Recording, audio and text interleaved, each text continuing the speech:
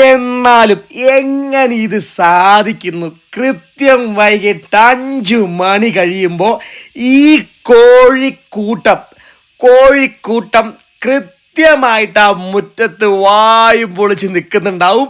അവരൊരാളെയാണ് കാത്തിരിക്കുന്നത്. അവർക്ക് വേണ്ട സാധനവുമായിട്ട് ആളുതേ ഇപ്പം വരും. ആ ഒരു മൊമെന്റിന് വേണ്ടിയിട്ടുണ്ടല്ലോ ഇങ്ങനെ കാത്തിരിക്കും. പറമ്പിൻ്റെ നാനാഭാഗങ്ങളിലായിരിക്കും. കൃത്യം ഈ സമയമാകുമ്പോൾ ഇവന്മാരെല്ലാം ദേ ഈ മുറ്റത്തെത്തിയിരിക്കും.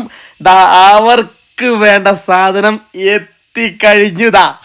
ഈ ഒരു മൊമെന്റിന് വേണ്ടിയിട്ടാണ് അവർ കാത്തിരുന്നിട്ട്. എനിക്കറിയാത്തൊരു സംഭവം, എങ്ങനെ ഈ സമയത്ത് കൃത്യമായിട്ട് അവരെത്തിച്ചേരുന്നു എന്നതാണ് എനിക്ക് അതിശയം കേട്ടോ.